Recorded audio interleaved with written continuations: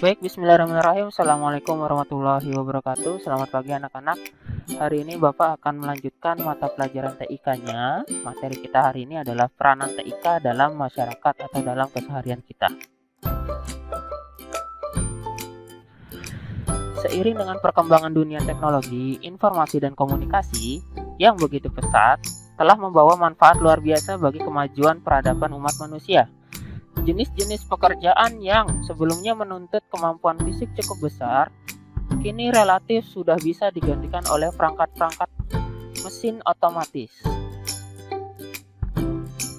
Khusus dalam bidang teknologi, masyarakat sudah menikmati banyak manfaat yang dibawa oleh inovasi-inovasi yang telah dihasilkan dalam dekade terakhir ini.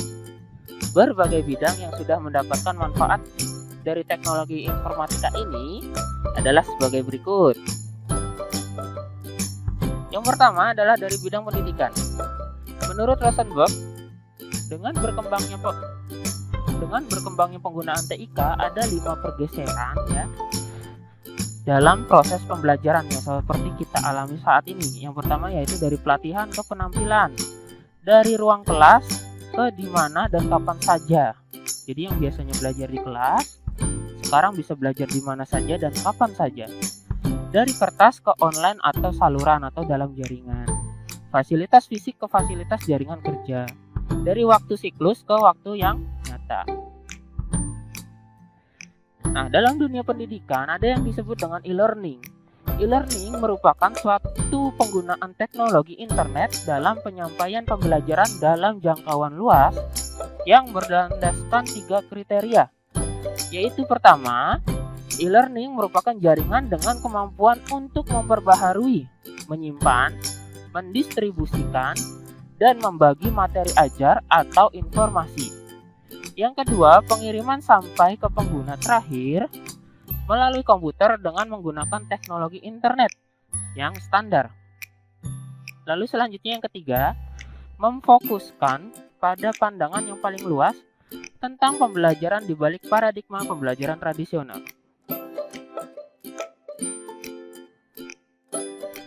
Lalu selanjutnya di bidang kesehatan. Banyak teknologi yang digunakan dalam bidang kesehatan saat ini seperti sistem berbasis kartu cerdas atau smart card yang digunakan juru medis untuk mengetahui riwayat penyakit riwayat penyakit pasien yang datang ke rumah sakit. Dalam kartu tersebut, para juru medis dapat mengetahui riwayat penyakit pasien. Perkembangan robot yang semakin maju juga digunakan untuk membantu proses operasi atau pembedahan. Selanjutnya di bidang transportasi. Pada bidang transportasi juga terdapat teknologi yang dapat dimanfaatkan oleh manusia, yaitu untuk menerbangkan sendiri pesawat dilengkapi dengan peralatan komputer. Atau kita kalau sekarang itu seperti drone ya. Bahkan setelah mencapai ketinggian tertentu, pesawat bisa diterbangkan otomatis dengan pilot otomatis yang sudah diprogram di dalam komputer. Selanjutnya di bidang jasa pengiriman. Nah, ini biasanya tentang paket ya, yang biasa beli paket online. Dengan adanya komputer yang terkoneksi internet, kita tidak perlu menulis di kertas dengan terbungkus amplop atau menempel perangko, bahkan menunggu surat itu sampai berhari-hari. Dengan internet, kita hanya menulis surat di komputer dan mengirim suratnya lewat email, dan surat yang dikirim akan sampai dalam sekejap. Kita dapat mengakses informasi apapun dengan cepat dan akurat. Jadi sekarang tinggal klik aja ya. Dalam bidang bisnis, dalam dunia bisnis, teknologi informasi dan komunikasi dimanfaatkan untuk perdagangan secara elektronik atau dikenal sebagai e-commerce ya. Di sini itu seperti jualan online ya. E-commerce adalah perdagangan menggunakan jaringan komunikasi internet. Dengan cara ini kita tidak perlu datang ke toko apabila kita ingin berbelanja sesuatu. Cukup dengan akses internet di rumah, kita bisa berbelanja apapun. Cara ini dapat menghemat biaya dan tenaga. Bidang perbankan. Dalam dunia perbankan, teknologi informasi dan komunikasi menerapkan transaksi perbankan lewat internet atau dikenal dengan internet banking. Beberapa transaksi yang dapat dilakukan melalui internet banking antara lain transfer uang contohnya ya. Bahkan kita bisa belanja lewat internet banking ya. Lalu pengecekan saldo, pemindah bukuan, pembayaran tagihan. Lalu kita bisa ngecek rekening lewat banking ya.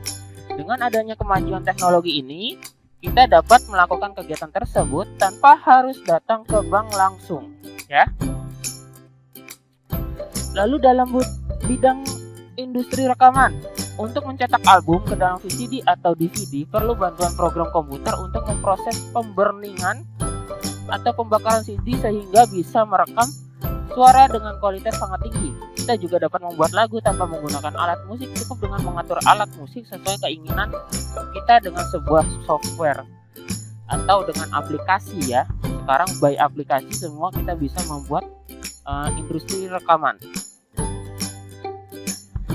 Lalu di bidang olahraga, dengan adanya kemajuan teknologi memudahkan kita untuk menonton acara Piala Dunia tanpa harus datang langsung untuk menonton pertandingan tersebut. Jadi nggak harus langsung nonton ke stadion ya.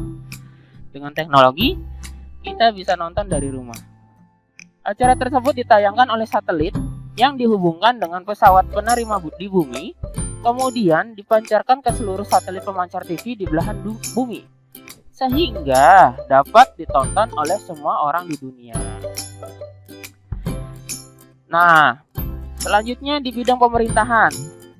Penggunaan teknologi di bidang pemerintahan dapat meningkatkan hubungan antara pemerintah dan pihak-pihak lain. Teknologi ini memiliki kemampuan menghubungkan keperluan penduduk, bisnis, dan kegiatan lainnya ya. Jadi dengan teknologi dalam keseharian kita itu memudahkan kita dalam berkegiatan sehari-hari dari segala bidang ya. Baik, cukup sekian materi dari Bapak. Nanti selanjutnya ada latihan soal. Silahkan dikerjakan ya untuk latihan. Untuk soal pertama, apa yang dimaksud dengan e-learning dan berikan 3 dasar kriteria dalam melakukan e-learning. Soal kedua, jelaskan 5 pergeseran penggunaan TIK dalam proses pembelajaran. Soal ketiga, jelaskan peranan TIK dalam bidang bisnis dan perbankan. Soal keempat, jelaskan peranan TIK dalam bidang transportasi dan jasa pengiriman. Lalu berikan contohnya masing-masing ya. Jadi bidang transportasi contohnya apa, lalu bidang jasa pengiriman contohnya apa. Lalu soal terakhir adalah bagaimana peranan TIK dalam bidang olahraga dan pemerintahan, dan berikan contohnya masing-masing. Ya, baik, cukup sekian pembelajaran TIK kita hari ini tentang peranan TIK dalam masyarakat. Wassalamualaikum warahmatullahi wabarakatuh.